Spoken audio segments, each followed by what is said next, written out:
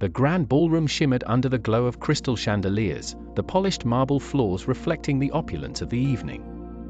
Waiters glided seamlessly between tables, balancing trays of champagne flutes. As the elite of Los Angeles mingled, their laughter and polite conversation filling the room. In the center of it all stood Damian Reed, his tailored tuxedo immaculate, his sharp jawline set with tension. His parents, Arthur and Victoria Reed, flanked him like sentinels, their expressions calm but unyielding. "It's time, Damian," Victoria said, her voice clipped and unwavering. "Elizabeth is perfect for you, and this merger will solidify our family's position for generations." Damian turned to face her, his piercing blue eyes flashing with defiance. "I told you I won't marry someone I don't love. I'm not a pawn in your corporate games." Arthur crossed his arms, his imposing frame towering over Damian. "Don't be naive, son. Love is a luxury, not a necessity. This is about responsibility." Damian's jaw tightened. "Responsibility to whom? To you? To your empire? What about my life?" Victoria's lips thinned into a hard line. "This isn't just about you, Damian. Think of the company, the family legacy.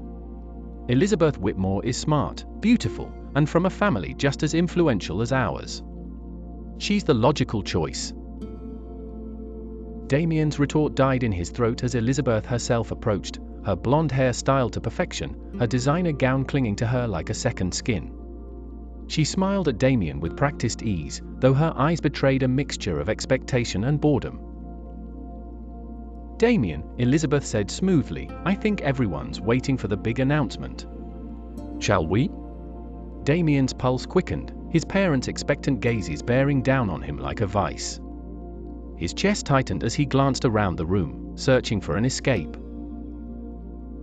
That's when he saw her. A waitress stood by the far wall, balancing an empty tray against her hip as she adjusted a loose strand of hair that escaped her bun. She was dressed in the standard black and white uniform, but there was something about her.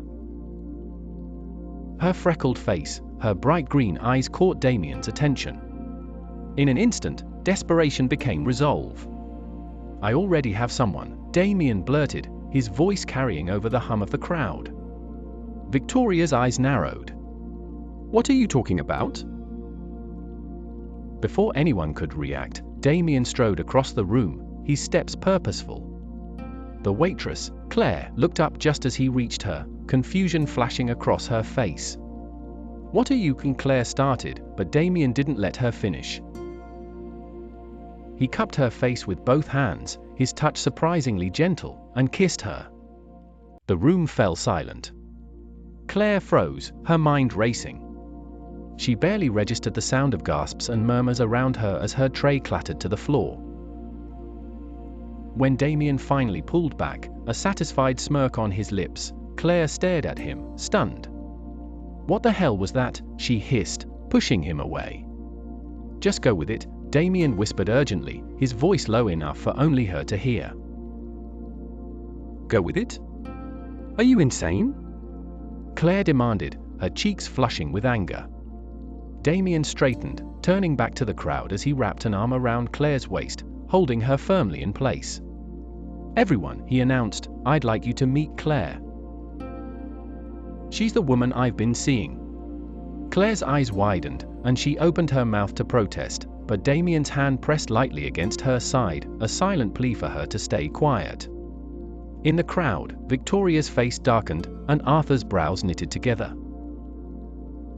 Elizabeth's smile faltered, her polished exterior cracking as she looked from Damian to Claire. The whispers grew louder, the guests speculating about the shocking revelation. Claire couldn't take it anymore. She twisted out of Damian's grip and stepped back. To see a sharply dressed man walk in, her brow furrowed as recognition dawned. It was the guy from last night's gala. "What are you doing here?" she asked, her tone wary as he approached the counter. "CLA, right?" Damian said smoothly, leaning casually against the counter. "Yes, CLA," she said, crossing her arms. The person you embarrassed in front of an entire ballroom. What do you want? I came to apologize, Dan began, his tone unusually sincere. CLA snorted. Great, apology accepted. You can leave now. Damon didn't move. Look, I know last night was unconventional, but I have a proposition for you. Oh, this should be good, CLA said, rolling her eyes. What could you possibly offer me that would make up for that stunt? Damon hesitated, then leaned in slightly. I need you to pretend to be my girlfriend just for 6 months. Claire stared at him, her mouth falling open. You want me to play your girlfriend? Are you insane? Not insane, Damon replied, his voice calm, desperate. Why would I do that? CLA asked, incredulous. Because I'll make it worth your while, Damon said, his blue eyes locking onto hers. I'll pay off your father's medical debts, cover your brother's tuition, and set up a scholarship fund for him. You can walk away from this with your life changed. Claire's heart skipped a beat at his words. You don't even know me. Why would you offer me something like that? Because I need someone who's not part of my world, Damien said simply. You don't care about my money or my name, and that makes you perfect. My parents are trying to control my life, and this is the only way I can stop them. Claire looked at him skeptically. So you want me to lie to your parents, your friends, and probably half of Los Angeles? Pretty much, Damon said with a shrug. And what's in it for you? Freedom, Damien said, his tone sharpening, and the chance to live my life the way I want without being forced into a marriage I don't want. Claire shook her head. This is crazy. I can't just drop everything and be your fake girlfriend. You wouldn't have to drop everything, Damien countered. You'd keep your normal life, and I'd only need you at events and family dinners. Think of it as a part-time job with a very generous paycheck. Claire laughed humorlessly. Yeah, because pretending to be someone I'm not sounds like a dream come true. I'm not asking you to change who you are, Damon said, just to play a role for a few months, and in return, your family's future is secure. Claire opened her mouth to argue. But the weight of his offer pressed on her. The idea of finally being free from the crushing debt and giving Jake a real shot at success was almost too tempting to resist. I need time to think about it, she said finally. Take all the time you need, Damon replied, handing her a sleek business card. That night, Claire sat at her tiny kitchen table, staring at the card. Jake was asleep in the next room, his school book still scattered across the couch where he'd been studying. She thought about her father, the man who had always worked tirelessly to provide for her and Jake, even as his health deteriorated. She thought about the pile of unpaid bills sitting on her counter and the scholarship Jake needed but couldn't afford. The deal was insane, but it could solve everything. The next morning, Damon was sitting in his office when his phone buzzed. He picked it up, surprised to see CLA's name on the screen.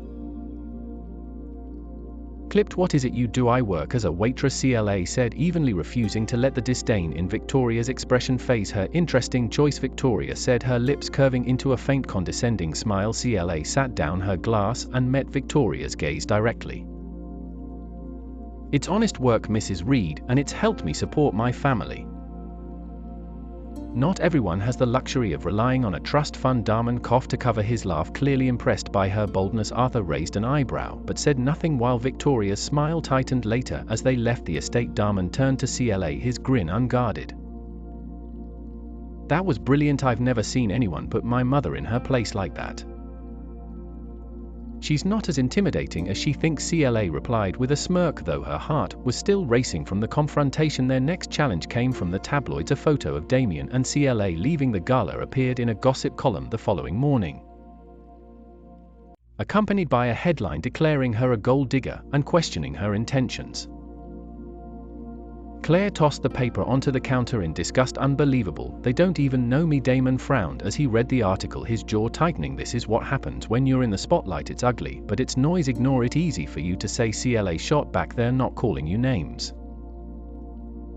Damien's expression softened as he looked at her.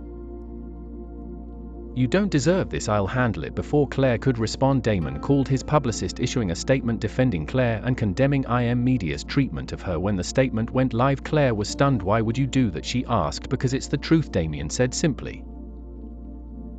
And because I won't let anyone treat you like that. For the first time, CLA saw a side of Damon that was protective, even kind. It was a side she hadn't expected, and it left her feeling both grateful and confused. The turning point came during a weekend charity event at a sprawling vineyard. After hours of mingling, Damien and Claire slipped away from the crowd, seeking a moment of quiet. They found themselves in a secluded garden, the soft glow of fairy lights casting a warm ambience over the space. I needed a break from all that, Claire admitted, sitting on a stone bench. Damon sat beside her, loosening his tie. You're not the only one. For a while they sat in silence, the distant hum of the party fading into the background. Why do you let them control you? Claire asked suddenly. Damon glanced at her, surprised. Who? Your parents, Claire say to a grown man. Damon, why let them dictate your life? He sighed, leaning back against the bench. It's complicated. My father built this empire from nothing. He expects me to carry it forward, to live up to his legacy. Hesitated. She knows enough. Claire's breath hitched, her hands trembled, and the tray slipped from her grasp, the cups crashing to the floor. Inside the library, Damon and Victoria froze at the sound. Damon was the first to step out, his expression shifting from irritation to shock when he saw Claire standing there, her face pale and her eyes brimming with unshed tears. Claire, Damon started, his voice faltering. Don't, Claire said, her voice trembling. Don't you dare say another word. Claire stormed out of the estate, her heart pounding. Damien caught up with her just as she reached the driveway. Claire, wait, he called, grabbing her arm gently. She spun around, yanking her arm free. So this was all just a game to you, a way to stick it to your parents? It's not like that, Damon said, his voice desperate. At least not anymore. Not anymore? Claire repeated, her voice rising. So at first I was just your pawn in some ridiculous power struggle, and you didn't think I deserved to know? Claire, listen to me, Damien pleaded. I never meant to hurt you. But you did, Claire snapped, tears spilling down her cheeks. You made me believe. I don't even know what I believed anymore. Damon's chest tightened as he watched the hurt play out on her face. I care about you, he said, his voice barely above a whisper. Don't, Claire said, shaking her head. You don't get to say that to me, not after everything. Damien stepped closer, his tone urgent. Please, just let me explain. There's nothing to explain, Claire cut him off. You used me, Damon, and I let myself get caught up in it like an idiot. You're not an idiot, Damien said firmly. You're the smartest, strongest person I've ever met. Save it, Claire said, turning away. I'm done. That night, Claire packed her things, leaving the apartment Damon had arranged for her. She ignored his calls and texts, determined to put distance between herself and the life she had been dragged into. As she sat on the bus heading back to the small apartment she'd once shared with her brother, Claire stared out the window, her mind racing. How did I let this happen, she thought, the weight of Damon's betrayal pressing down on her. She had agreed to the arrangement knowing it was fake, but somewhere along the way, it had felt real. Damon sat alone in his penthouse, the silence deafening. He replayed the confrontation over and over in his mind, the look of betrayal on Claire's face haunting him. She's gone, he said aloud, the words tasting bitter. For the first time, Damon realized just how much Claire had come to mean to him. She had been more than a shield against his parents, she had been a light in a world he hadn't even realized was so dark. And now, because of his lies, she was gone. The penthouse felt emptier than ever. Damon sat by the window, a glass of untouched whiskey in his hand, as the city lights twinkled far below. She spoke from the heart, her voice steady even as emotions threatened to overwhelm her. "This project isn't just about music," she said. "It's about creating a space where kids can dream, grow, and feel seen. It's about giving back to the community that gave me so much." The crowd erupted into applause. CLA stepped back, relieved yet proud. Just as she was about to leave the stage, a familiar voice filled the room. "Excuse me, everyone," Damon said, stepping onto the stage with a microphone in hand. Claire froze, her heart racing as she stared at him. Damon turned to the audience, his expression sincere. "I'm sorry to interrupt, but I wanted to say something about this incredible woman standing beside me." The room grew quiet, all eyes on them. "Claire Bennett is one of the most extraordinary people I've ever met," Damien began. "She taught me what it means to care, to fight for something real. Her strength, her kindness, and her unwavering belief in others inspire everyone around her, including me."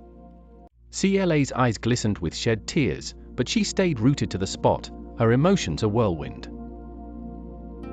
Damon took a breath, his voice trembling slightly. "I was a fool to let her go, but I'm here now, and I'll spend the rest of my life proving that I'm not the man she thought I was." The crowd murmured softly, their eyes shifting between Claire and Damon. "I also have a small announcement," Damien continued. "In honor of CLA's vision, I've partnered with local organizations to expand this project. Starting today, the Bennett Music and Community Center will have the funding and resources to open 2 more locations in the city." Gasps and applause filled the room as CLA stared at Damon in disbelief. He turned to her, his voice soft but firm. "You deserve the world, Claire. I just want the chance to help you build it." After the event, Damon found Claire in the small garden behind the center. She stood alone, her arms crossed as she stared at the fading sunlight. "You had no right to do that," she said without turning around. "I know," Damon replied, stepping closer, "but I had to. You mean too much to me to let you go without a fight." Claire turned to face him, her eyes searching his. "Why, Damien, why now?" "Because I love you," he said simply, "and because I finally understand what it means to put someone else first." CLA's breath hitched, her walls trembling under the weight of his words. "You hurt me," she whispered. "I know," Damon said, his voice breaking, "and I'll spend the rest of my life making it right if you'll let me." CLA looked at him for a long moment, her heart torn between hope and fear. "I need time," she said finally. Damon nodded, his expression resolute. "Take all the time you need. I'm not going anywhere." As he walked away, CLA's emotions swirled. The decision was hers to make, but for the first time in a long time, she felt the faint stirrings of something she thought she'd lost: trust. The soft hum of laughter and piano music filled the Bennett Music and Community Center. Claire sat alone in one of the quiet practice rooms, her sketchbook open on her lap. She'd been doodling idly, her thoughts far from the page. It had been weeks since Damien's grand gesture. Though she hadn't given him a definitive answer, he had kept his word: no pressure and no pushing. Instead, he quietly supported the center, staying out of the spotlight while ensuring everything they needed was in place. She thought about the man who had once seemed so shallow. The Damien she knew now was different, vulnerable, genuine, and deeply committed to doing right by her. CLA smiled faintly, her heart warming at the memory of his heartfelt speech. He had risked everything for her, and that realization was impossible to ignore. Months later, the community center buzzed with life as the children prepared for their holiday recital.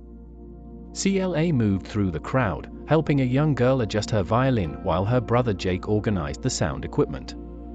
"CLA," Jake called, "there's someone here to see you." Claire's breath caught, tears already forming in her eyes. "I don't want to waste another day without you," Damon continued. You've made me a better man, and I want to spend the rest of my life proving unworthy of you. Claire Bennett, will you marry me for real this time? Claire laughed softly through her tears, wiping her cheek with the back of her hand. Yes, she said, her voice shaking, but only if you promise no more drama. Darman chuckled, slipping the ring onto her finger. Deal, he said. The children and staff, who had been peeking from the wings, erupted into cheers as Darman stood, pulling Claire into a tight embrace. Their wedding was held a few months later in the very community center Claire had built. It was simple and heartfelt, filled with the people who mattered most, friends, family, and the children whose lives had been touched by Claire's work. Jake walked Claire down the aisle, beaming with pride as he handed her off to Darman. Darman couldn't take his eyes off her. You look incredible, Darman whispered as they stood before the officiant. And you clean up pretty well yourself, Claire teased, her smile radiant. The ceremony was a blend of laughter and tears, their vows filled with promises of love, partnership, and new beginnings. As the evening wound down, Darman and Claire shared their first dance under a canopy of fairy lights. The room glowed with warmth, the laughter and music creating a perfect backdrop for the moment. You know, Claire said, leaning into Darman as they swayed to the music, I never imagined my life would turn out like this. Neither did I, Darman admitted, but I wouldn't change a thing. Claire looked up at him, her eyes shining. That kiss may have started as a lie, but it brought me the truest thing I've ever known. Darman smiled, brushing a strand of hair from her face. And I'll spend the rest of my life making sure you never doubt that. As they danced, surrounded by the people they loved, it was clear their journey had led them to something extraordinary. They had found love not in spite of their differences, but because of them. As the music played on, their future stretched before them like an unwritten song, full of promise and harmony. As Darman and Claire shared their first dance under the soft glow of the lights, their story reminds us that love can begin in the most unexpected ways. What started as a lie turned into something real, built on trust, growth, and redemption. If this story touched your heart, please like the video and share it with someone who believes in second chances and true love. Don't forget to subscribe to our channel and turn on the notification bell, so you never miss another heartwarming tale like this one.